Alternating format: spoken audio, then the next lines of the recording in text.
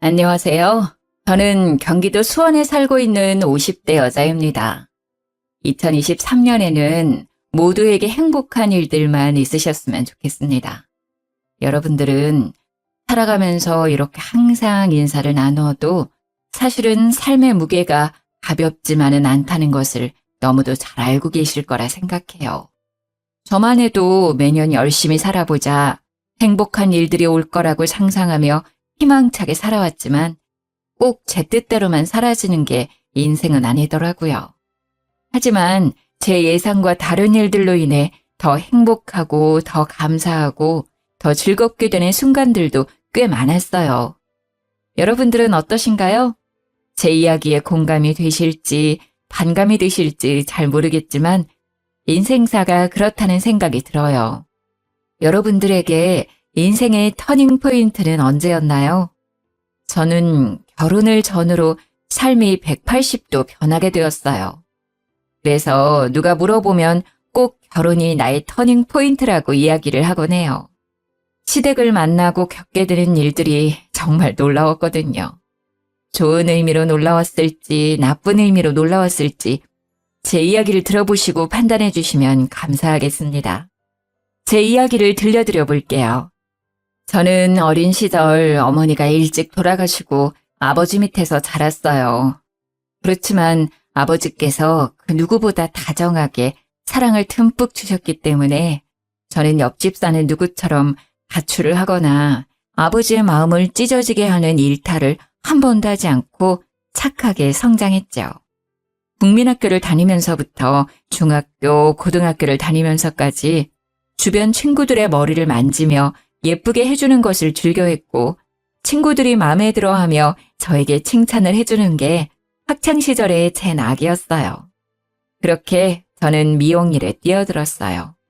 참 어리숙했고 순수했지요. 친구들 머리를 만져주는 게 재밌다며 미용일을 시작하다니요. 하지만 저는 악으로 깡으로 열심히 버텨냈어요. 작은 미용실에서 수건 빨고 널고 말리고 접는 보조원 역할만 만으로 3년은 했던 것 같네요.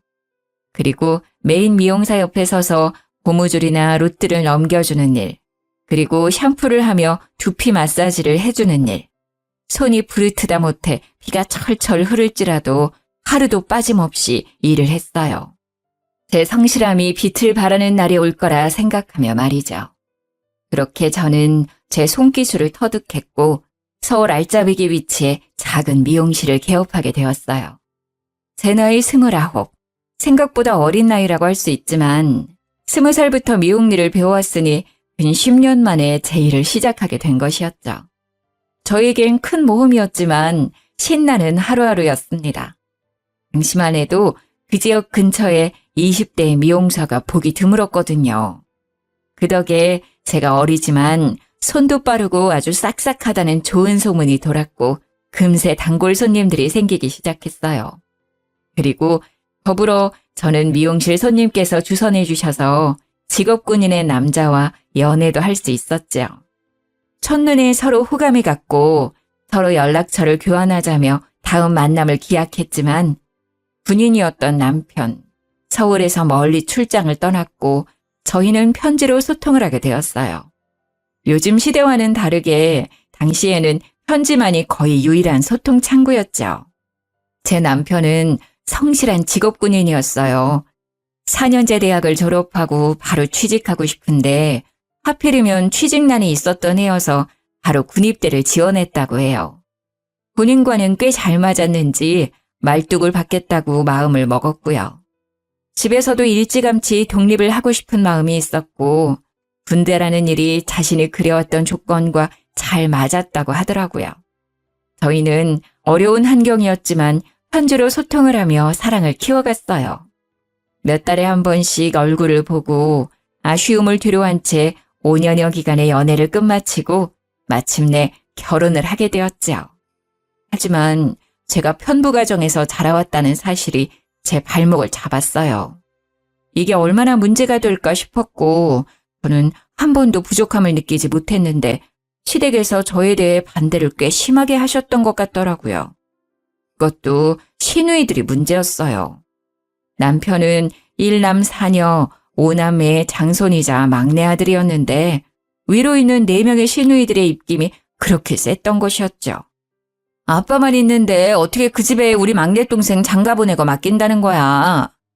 누나들이 나를 챙기면 얼마나 챙겼다고 이제 와서 갑자기 그런 이야기를 왜 하는 거야? 그만해. 내가 알아서 해. 그렇게 반대를 무릅쓰고 진행을 했던 결혼이었지만 생각보다 평탄하지만은 않았어요. 시댁일을 제외하고서라도 힘든 일이 한둘이 아니었기 때문이죠. 우선은 제가 그렇게 행복하게 일을 했던 제 미용실을 처분했어야 했습니다.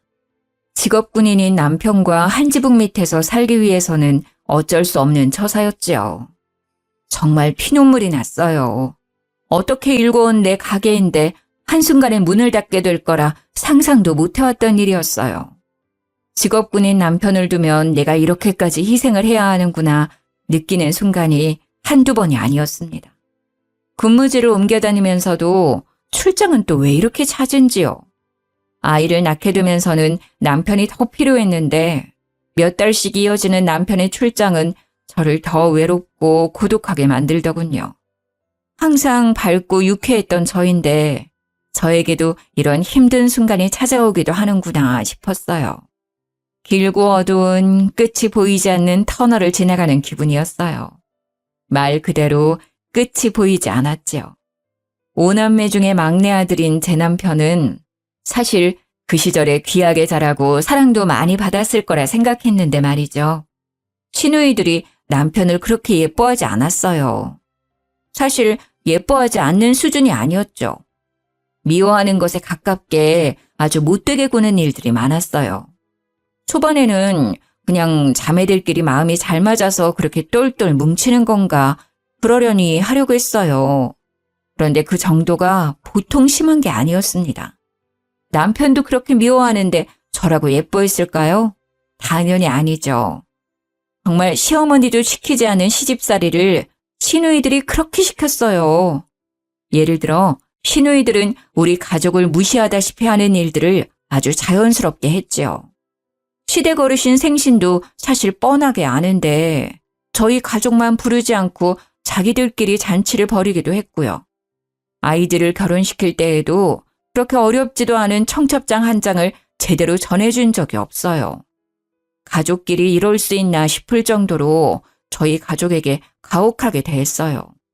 저와 제 남편은 성인이니 그렇다고 쳐도 애들한테는 그러지 말아야 한다고 생각하는데 말이죠. 생일이라고 선물 한 번, 학교 들어간다고 용돈 한 번 제대로 받았던 기억이 없어요. 아이들한테는 넷이나 있는 고모들인데 예쁨 받기는커녕 무시당하는 모습이 마음 아팠죠. 곱씹을수록 서럽기만 해요. 왜 이렇게까지 심하게 구는지 감이 오지도 않고 잘 모르겠더라고요. 시댁에 다녀올 때면 항상 골똘히 생각을 했죠. 도대체 무엇이 문제일까요? 남편과 부부싸움도 잦았고요. 도대체 뭐가 문제야? 신우들 해도 너무하잖아. 진짜 창피해서 어디 말도 못하고. 당신한테 말하는데 그게 뭐 잘못이야? 어쨌든 내 누이들인데 그렇게 말 함부로 하면 내가 뭐가 되겠어? 내 체면은 생각 안 해? 아니, 체면이 밥 먹여 살려줘? 우리 가족 무시당한 건 당신 체면 아니야? 이미 체면은 다 날아간 지 오래구만. 왜 이제 와서 그런 이야기를 하냐고. 내 편 좀 들어주면 어디가 덧나? 당신 기분 나쁠 만한 상황이고 우리 무시당하고 살아온 게 한두 번이야? 그건 그거고. 우리가 뭔가 말한다고 달라질 사람들이 아닌데 왜 그래 새삼스럽게. 그냥 우리가 좀 참고 넘기자 좀. 일 키우지 말자고. 조용히 넘어가자. 답답한 노릇이죠. 조용히 넘어간다고 넘어가지는 일이 따로 있죠. 시누이들은 우리 가족들을 눈앞에 두고도 없는 사람 취급을 하는데 아이들은 커가고 가족 행사에 참여를 안 할 수도 없고 한다고 해도 이런 대우를 받는다는 건 저로서는 납득이 되지도 않았습니다. 그런데 남편은 제대로 제 편도 들어주지 않으니 속이 썩어 들어가는 것 같았어요. 너무 열받고 화나서 당시에 마음 좀 다스려 보겠다고 하지도 않던 요가원도 끊고 명상을 하기도 했었어요.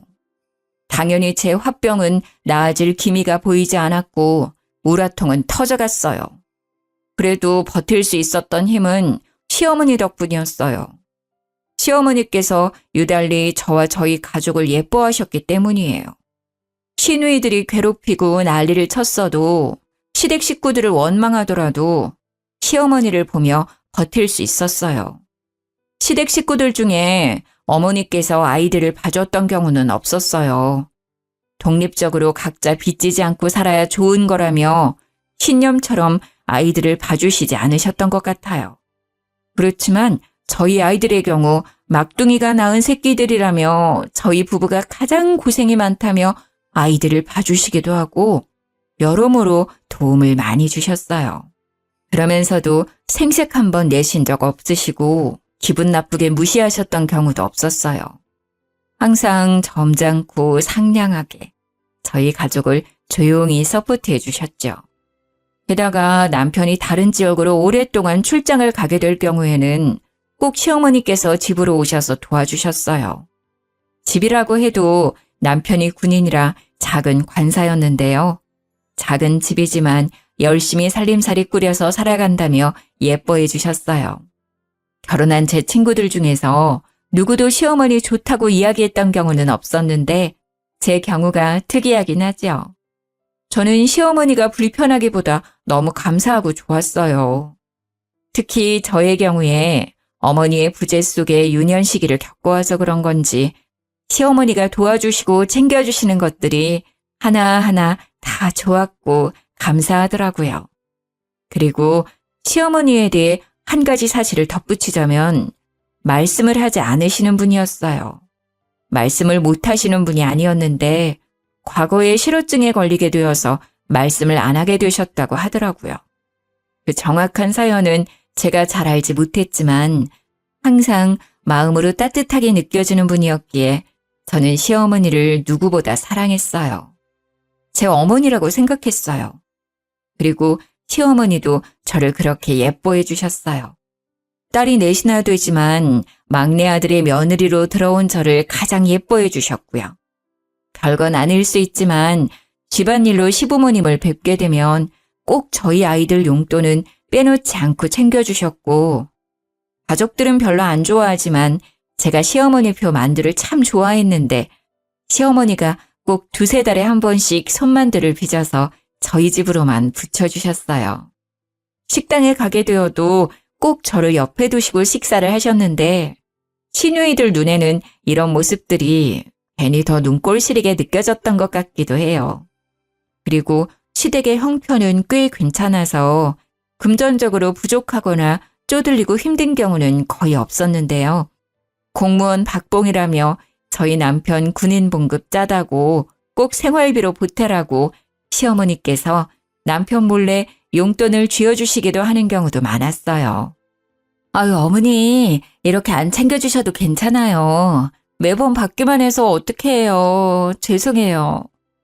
이런 소통은 거의 손짓발짓으로 하는데 눈치가 빠른 저는 어머니의 이야기를 특히나 잘 알아차려서 좋아하셨어요.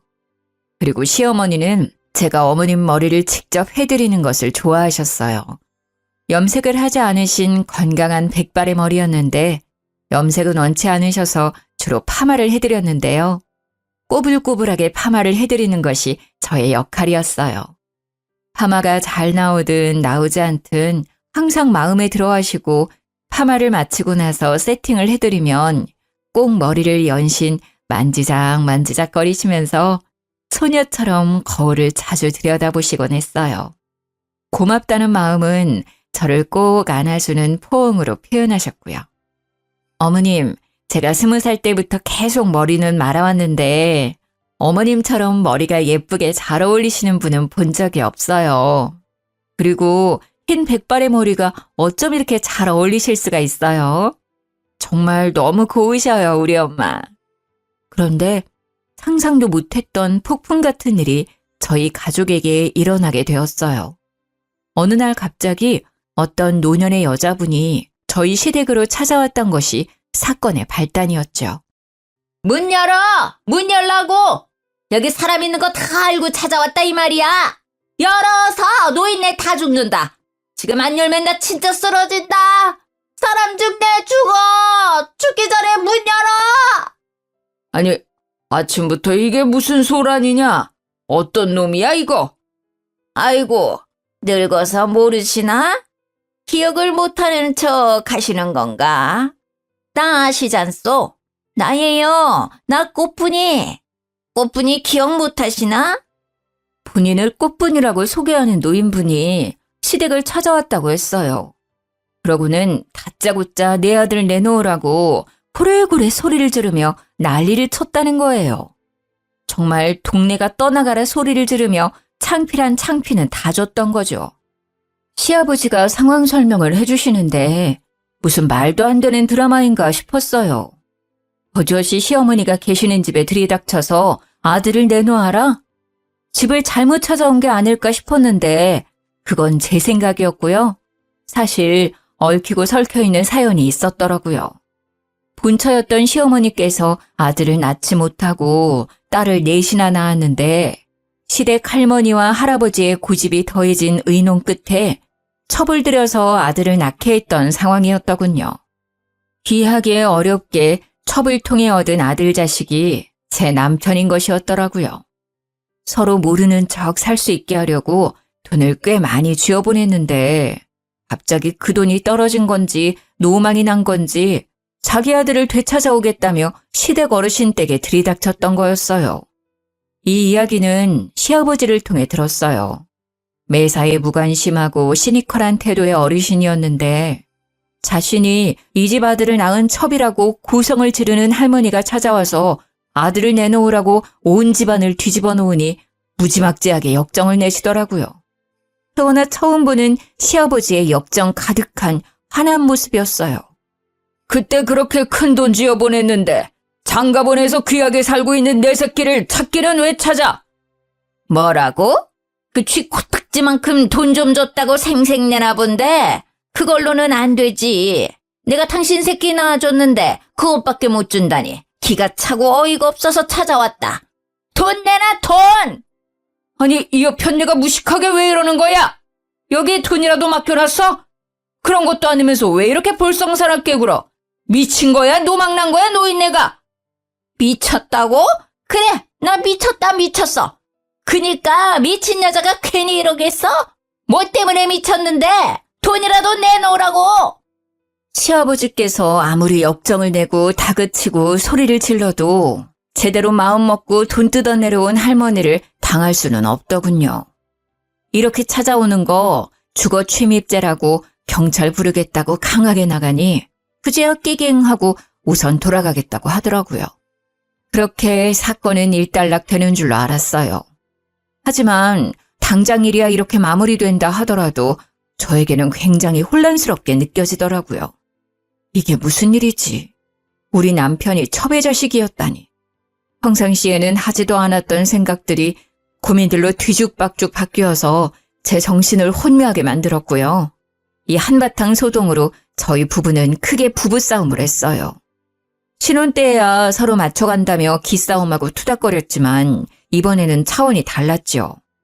제가 시누이들 때문에 힘들고 마음고생했던 것들까지 한 번에 터져서 정말 큰 다툼이 되었어요. 나를 바보 취급하고 속이고 제대로 알려주는 것도 없는데 우리가 가족이야? 그렇다고 할 수 있겠어? 그게 또 무슨 소리야? 뭘 속여? 나도 모르는 사실이었어.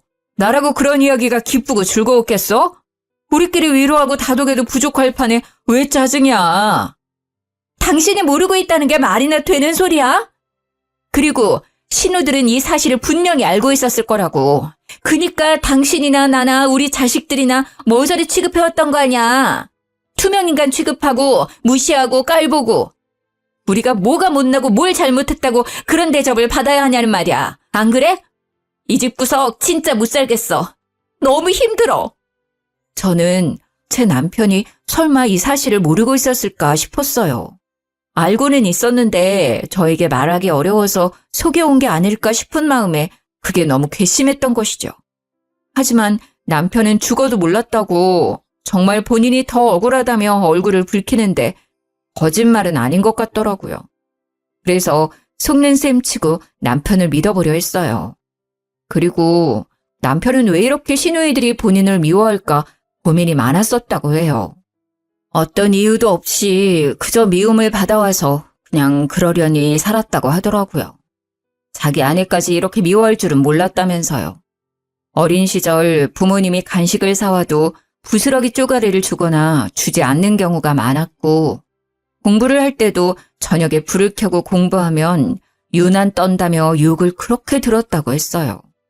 게다가 어린 시절부터 꼭 그렇게 시누이들끼리 쿵짝짝이 잘 맞아서 본인을 왕따시키듯이 굴고, 생일이라고 롤케이크라도 사주시면 한 조각도 받아먹지 못하고 생일 노래도 제대로 들어본 적이 없다고 했어요. 불쌍하더라고요. 남편에게 이런 과거가 있었다니. 왜 이야기를 하지 않고 이제와 이야기를 하냐고 나무랐더니 자신의 과오처럼 느껴져서 일부러 피하고 살았다고 하더군요. 어린 시절의 상처, 어떻게 보면 평생의 상처로 남기도 하는데 어린아이에게는 감당하기 힘들었을 경험들이 제가 모든 상황을 다 알고 듣지는 않았지만 참 안쓰럽더라고요. 아버지께서는 친아들이라 예뻐해 주시는 것이 그렇다 쳐도 어머니는 어떻게 당신을 예뻐하실 수 있었던 거냐고 물어봤어요.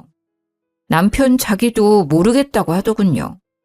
자신이 미움받은 것은 시누이들이 막내 동생 시기 질투하는 것으로만 생각해왔다고 하더라고요. 그런데 하필이면 저희 부부가 시댁에 인사드리러 간 날 또 남편의 모친이 문을 쾅쾅 두드리며 돈을 요구하러 온 거예요. 문 안 열어! 내가 오늘은 꼭 돈 받고 갈 거야! 이런 더러운 인간들 돈도 안 주고 돈 내놔 돈! 동네 사람들 이 집구석이 아주 콩가루 집구석이에요. 동네 사람들 이거 다 하셔야 하는데 이 집 막내 아들이 사실은 내 새끼예요. 돈 내놓으라는데 귀한 아들 데려다 놨더니 돈도 안 주고 노인네들이 아주 노망났어요. 이 집 노인네들. 당혹스럽고 무서운 마음에 졸아서 아이들만 껴안고 있었네요. 시어머니를 바라보며 어떻게 하죠? 어떡하죠? 한숨 섞인 걱정만 이야기했어요. 제 모습을 보던 시어머니의 눈빛이 갑자기 바뀌었어요. 그러고는 현관문을 열고 노인분을 마주했죠. 실어증이 있으셨던 어머님이 무척이나 근엄하고 또랑또랑한 목소리로 호통을 치셨어요. 당신 새끼가 도대체 여기 어디 있다는 거예요? 그때 다 버린 자식 아니었어요? 같이 키우자고 손 내밀었을 때는 거들떠도 보지 않고 그렇게도 매정하게 떠나더니만 이제 와서 돈 떨어졌다고 자기 새끼 찾는 부모가 어디 자기 새끼 낳은 부모라고 할 수 있겠어요? 알고 보니 시어머니께서도 시어머니의 어머니, 즉 시할머니와 의논을 하고 합의하에 아들을 낳기 위해 첩을 들이셨던 상황이었는데 그 첩이라는 사람이 알고 보니 완전 망나니 같은 사람이었고 따로 집을 내어줄 테니 아들을 키우라고도 부탁을 했었는데 자기는 남정네들 없이는 못 산다며 아들만 키우고는 살 수 없다고 발목 잡히기 싫다며 돈을 받고 떠났던 상황이었어요. 저희 시어머니라고 아주 신나고 달갑게만 이 상황을 받아들이신 건 아니었죠. 아들이 없어서 받게 되는 끝이 나지 않는 구박과 시댁살이에 지쳐서 첩을 들이자는 것에 찬성을 했던 것이었죠. 그런 시어머니가 참 가엾게 느껴졌어요. 첩이라는 노년의 여자분과 실랑이를 했어요. 어떻게 말씀을 하셨어요? 어머니, 정말 너무 대단하세요. 전 무서워서 벌벌 떨기만 했잖아요. 너희들, 혹시 어떻게라도 별까 해서 그랬던 거지. 얘야, 나는 아직도 말을 하는 것이 서툴고 어렵구나. 어머니는 지금도 말이 잘 안 나오고 얼어붙고 설명하고 말을 하는 게 머리가 쭈뼛 서는 일이라고 하셨어요. 하지만 그 노인이 자식들을 해코지라도 할 수 있겠다는 생각에 강하게 말씀하셨다고 하더라고요. 사실 시어머니도 정말 무섭고 떨리는 상황이었을 텐데 실어증을 기적적으로 극복하시면서까지 저희를 보호해 주셨다는 게 정말 감동이었어요. 이후로 그 노인분은 찾아오지 않으셨어요. 아마 시아버지께서 따로 불러서 해결을 보신 것 같더라고요. 돈을 그렇게 많이 요구를 했다고 하더군요. 예전에는 조용히 뒤에서 돈을 받아갔던 상황이었는데 해도 너무하다 싶어서 아버님께서 그만하라고 말씀을 드렸다가 이 사달이 난 거였고요. 아들을 자기 자식처럼 생각을 했더라면 아들한테 미안해서라도 저렇게 행동은 못할 것 같은데 말이죠. 아들 자식을 볼 면목이 없지 않을까 했는데 정말 노인분은 돈만 챙겨서 조용히 사라지셨더라고요. 경제적인 어려움을 겪고 있는데 빠르게 나아질 것 같지 않은 모습에 조금 정말 불우이웃을 돕는다는 마음으로 도와드렸다고 전해 들었네요. 참, 저희 시부모님도 천사죠. 저라면 소송이라도 걸고 크게 혼내줄 것 같은데. 어쩌면 내 아들의 친모라는 타이틀이 마음에 걸려서 그렇게 모질게 굴지도 못했던 것 같아요. 하지만 중요한 건 제 남편 마음이 말이 아니었다는 점이었죠. 자신이 알고 보니 어머니의 아들이 아니라는 사실에 충격을 먹었어요. 그렇지만 남편을 위로해준 사람은 다름 아닌 시모였어요. 실어증이 있으신 지 오래였지만 아들 내외를 위해 용기를 내어 말씀을 하셨고 그 이후로 꾸준한 연습 끝에 짧게 말씀이 가능해지셨어요. 그러고는 저희 아들 내외를 이전보다 더 챙겨주셨어요. 제 남편이 안쓰럽게 느껴졌던 것이겠죠. 내 아들이다. 네가 어떻게 생각하든 너는 내 아들이니 스스로 귀하게 생각해야 해. 이렇게 제 남편을 위로하는 말씀들을 참 많이도 해주셨어요. 남편은 오히려 묵묵하게 눈물을 훔치는 경우가 많았어요. 그렇게 예뻐해 주시고 위로까지 전해주시는 어머니가 세상에 어디 계실까요? 남편은 복도 많죠. 어머니께서 배 아파서 낳으신 딸들보다도 저희 남편을 예뻐해 주시고 챙겨주시니 말이에요. 시누이들이 이 상황을 곱게 보지 않았죠. 당연히 시누들은 득달같이 달겨들어서 그렇게도 알과알부 이야기를 많이도 했어요. 시누이들은 자기들이 비밀을 보장해서 그래도 그동안은 이 사실을 모르고 살지 않았냐며 우리 덕분에 좋았던 시절이 있었다고 이제 그 시절은 다 가서 어떻게 하겠냐고 비꼬는 이야기들만 계속했어요. 첩자식이 꾸린 가정인데 잘 지내봤자 얼마나 잘 지내겠냐며 모욕적인 언사는 기본이었어요. 시누이들이 어떻게 한 명도 빠짐없이 그렇게 못되게 굴 수 있을까요? 우리 사실 다 알고 있었는데 조용히 눈 감아온 거야. 알지? 그니까 우리 덕에 좋은 시절 지냈던 거지. 그 사실을 미리 알았어 봐라. 결혼이라도 제대로 할 수 있었겠냐? 아주 양가 집안에서 난리 쑥대밭이었겠지. 안 그래? 그니까 말이야. 고마운 줄 알아야지. 아이고, 우리가 비밀을 지켜줬던 좋은 시절은 다 갔네. 어쩌냐? 이제 더 힘들어지겠네. 우리 집안 자식도 아니고 초배 자식인데 일곱째. 그러고는 어머니 아버지께 해야 하는 도리도 제대로 하지 않고는 저희 가족에게만 몰아붙이듯이 굴었어요. 엄마네 집 가봤어? 세탁기 하나 새로 해드려야 하지 않겠어? 추석 선물 그게 뭐야? 우리는 그렇다 쳐도 우리 엄마 아들식이나 되고 뭐 하나 제대로 된 거 사드린 적 있나? 생각 좀 해라. 너무하지 않냐? 엄마 아빠한테 맨날 받기만 하는 것도 부끄러운 줄 알아야지. 저는 그저 시누이들 앞에서는 주눅 들고 작아질 수밖에 없었어요. 어머님께서 저희 가족을 아무리 예뻐하신다고 해도 제 남편의 출신이 달라지는 것도 아니고 저희가 그게 흠이라고 생각하지 않고 시부모님도 괜찮다고 해도 시누이들이 그렇게 저희를 못 잡아먹어서 안달이니까 말이죠. 그 후로 몇 년간 어머니의 위로와 시누이의 구박 아래 저희는 온갖 스트레스에 시달리며 살아갔어요. 하지만 저희 식구들의 근간을 흔들 만한 큰일이 벌어졌습니다. 아버님께서 쓰러지신 거예요.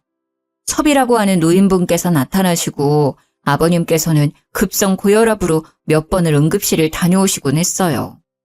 혈압이 너무 높은데 연세도 있으시다 보니 항상 조심해야 한다는 의사의 조언을 새기며 살아오셨죠. 하지만 흘러가는 세월에 나빠지는 건강, 어찌할 수 없었나 봐요. 아버님께서 병상에 누워 계시는 상황이 발생하자 다들 피하기 바빴어요.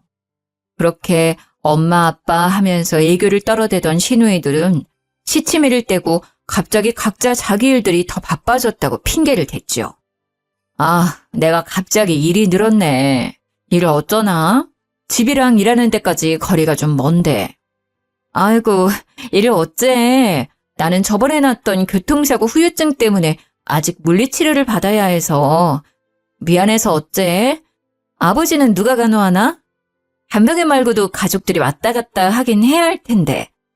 그래서 저와 제 남편이 돌아가며 아버님 병간호를 시작했습니다. 당연히 시아버지 병수발을 도와주시는 전문 병간호인도 계셨지만 말이죠. 가족이 곁에서 말을 걸어주고 깨끗이 씻겨주고 먹여주고 입혀주는 정성은 환자를 호전시키는데 큰 도움이 될 거라 생각하는 저와 제 남편이 발을 벗고 나서서 책임지고 아버님을 모셨죠. 어머님께서도 항상 저희 곁에 함께 해주셨죠. 따지고 보면 아버님 곁을 떠나지 않으셨던 것이겠지만요. 어머님은 아버님이 언젠가는 이러실 거라 예상해왔다고 덤덤히 아버님의 기저귀를 갈아드리곤 했어요. 우리 아저씨도 내가 아프면 내 똥기저귀도 갈아주고 먹여주고 입혀주고 다 했을 거야. 그래서 나도 이렇게 할 수 있는 거지. 내가 먼저 아팠으면 우리 남편이 나를 내가 남편 챙기듯 챙겼을 거야. 너희들 너무 애쓰지 마. 내가 챙기는 게 맞단다.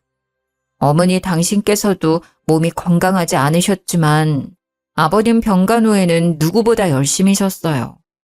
집에도 가지 않으시고 병원에서 꼭 잠을 같이 주무셨죠. 그렇다 보니 어머님의 몸이 많이 노쇠해지게 되셨어요. 저와 남편은 그런 어머님께 집에 가시라고 부탁을 드리고 저희 가족이 더 맡아서 병간호를 하기로 했어요. 걱정 붙들어 매시라고 저희가 더 정성껏 간호를 했어요. 그렇지만 연세도 있으시고 합병증도 있으셨다 보니 병세가 쉽게 나아지지 않으셨어요. 그렇게 꼬박 2년을 병상에 누워 계시던 아버님께서 결국 이 세상을 등지고 말았습니다. 정말 눈물이 쏟아졌던 날이었어요. 저희가 정성을 다할수록 아버님께서는 분명 이 병마를 이기실 거라 희망을 가지고 간호를 했는데 말이죠. 마음이 아팠습니다. 혼자 남겨지게 되신 어머님도 너무 안타깝고 안쓰러웠고요.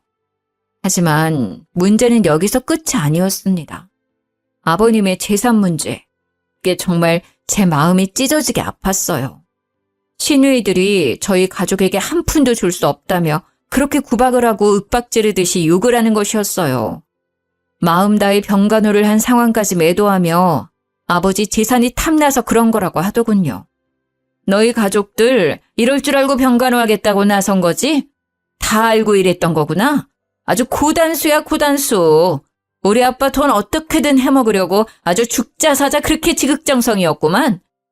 아무리 그래도 그렇지 재산이 탐난다고 내 시간과 에너지를 써가면서 거동이 어려우신 노인을 꼬박 2년간 병간호를 할 수 있을까요? 그리고 저는 미용일, 남편은 군대 일을 하면서 말이죠. 그리고 저희도 아이를 키우고 육아도 집안일도 없었던 게 아닌데 말이에요. 저는 그냥 이 돈 더러워서 안 받고 말지 싶었는데 남편은 그게 아니었나 봐요. 여보, 내가 이거 돈 때문에 이러는 건 줄 알아? 나도 아빠 자식이야. 난 자식으로서 인정받고 싶어. 이거 포기 못해. 아버지의 돈이 탐난다는 것보다 아버지께 진짜 자식으로서 인정받는 길이라는 생각이 들었나 봐요. 항상 누이들의 기세에 죽어서 살아왔던 남편이 웬일인지 지지 않고 받아치며 본인이 받을 수 있는 유산에 대해 주장을 했어요. 누이들 알겠는데 나도 아버지 자식이야. 그거 분명하다고. 그래, 다들 잘나신 거 알겠는데 아버지 아프셨을 때 누가 아버지 병수발했어?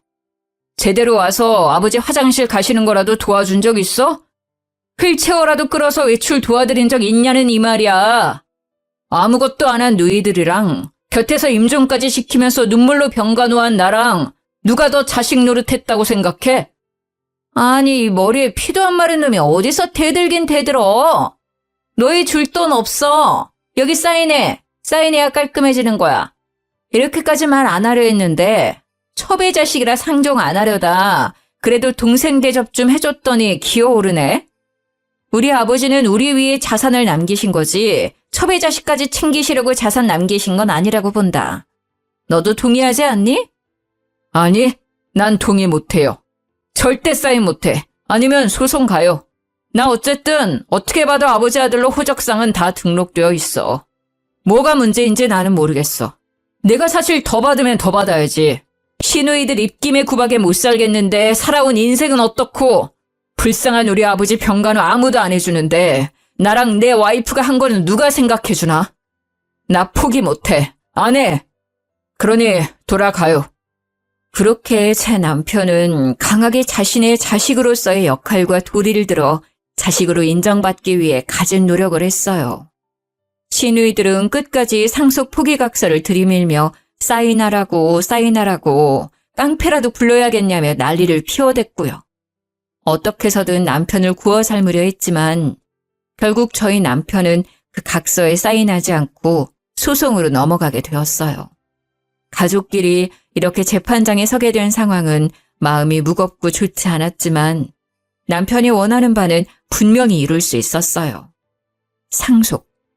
정확히 5명의 자녀 중에 1명 몫에 해당되는 재산을 받게 되었죠.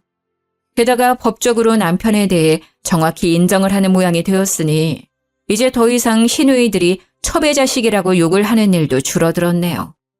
남편이 첩자식이니 뭐니 욕지거리 계속하면 정말 소송 걸어버린다고 했는데 저희 남편이 한다면 하는 사람이라는 것을 알게 되었기 때문이죠. 어머님께서는 아버님께서 돌아가시고 한동안 무척 힘들어하셨어요. 마음도 공허해하셨고 챙기는 사람이 한순간 사라진다는 그 허전한 마음을 저희가 감히 헤아릴 수는 없겠지만 말이죠. 시모는 아버님께서 돌아가신 이후 점차 말수가 적어졌고 결국엔 실어증이 재발하게 되었어요. 어떻게든 치료해보려 노력을 했지만 어머님은 마음의 문을 굳게 닫으셨던 것 같아요. 아버님의 부자라는 것이 어머님께서는 정말 세상이 무너지는 것만 같으셨을 거예요. 하지만 저희 가족과 어머님의 사이는 돈독해졌어요. 말씀을 하지 않으시는 어머님이라고 해도 사랑하는 제 어머니는 맞기 때문이죠.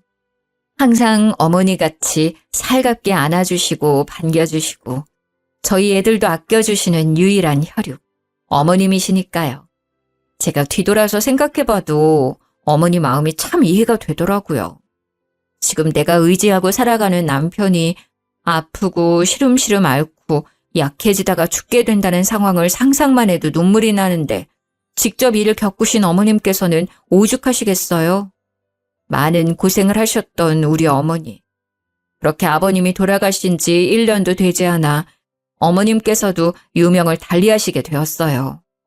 제 삶에서 가장 많이 울었던 날이었죠.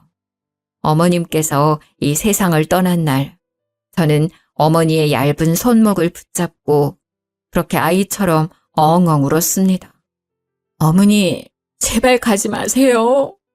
이제 더 행복하게 살아야 하지 않겠어요? 그렇게 흐느끼며 어머님을 끝까지 놓을 수가 없었네요. 신우들도 어머님, 아버님 두 분이 이렇게 허망하게 돌아가시니 머리를 어디 한 대 맞은 것처럼 조금은 달라지긴 하더라고요. 저희 가족이 얼마나 애쓰면서 두 분께 잘했는지, 그 두 분도 저희를 얼마나 아껴주셨는지를 알았으니 말이죠. 어머님께서는 특히나 저희 애들을 예뻐하셨죠. 그래서 항상 감사한 마음이었고요. 어머님께서 돌아가시고 유품을 정리하고 어머님 재산도 정리를 하게 되었는데 어머님께서 저희 애들 이름으로 들어두신 꽤 많은 주식이 있었다는 것을 알게 되었어요. 그래서 감사하게도 그 주식이 아이들 밑으로 들어가게 되었고 저희는 아이들 대학 학비 걱정은 덜어낼 수 있었어요. 참, 돌아가시면서까지 저희 가족을 마음속에 품고 사랑해 주시는 어머님의 마음. 정말 눈물이 앞을 가리더라고요. 제가 이런 사랑을 여태 받아본 적이 없어서 그런지 어머님이 더 그립고 애틋했어요. 사연을 들려드리는 지금도 어머님이 보고 싶네요. 제 이야기를 들으신 여러분의 마음은 어떠신가요? 이야기를 들려드린 저의 마음은 홀가분합니다. 제 삶에 나름의 고난과 역경을 정직한 방법으로 이겨냈다는 생각이 들어서 제 스스로 대견하고 뿌듯하기도 해요. 어려운 환경에서 자라나서 제 아이들에게는 꼭 좋은 환경 속에서 자랄 수 있게 하겠다는 다짐이 있었는데요. 돌아가신 시부모님 덕분에 감사하게도 넉넉한 형편 속에서 교육받고 뛰어놀며 씩씩하게 자랄 수 있었어요. 저희 아이들에게도 꼭 할머니, 할아버지에 대한 감사함을 잃지 않게 하려고 자주 이야기를 하곤 해요.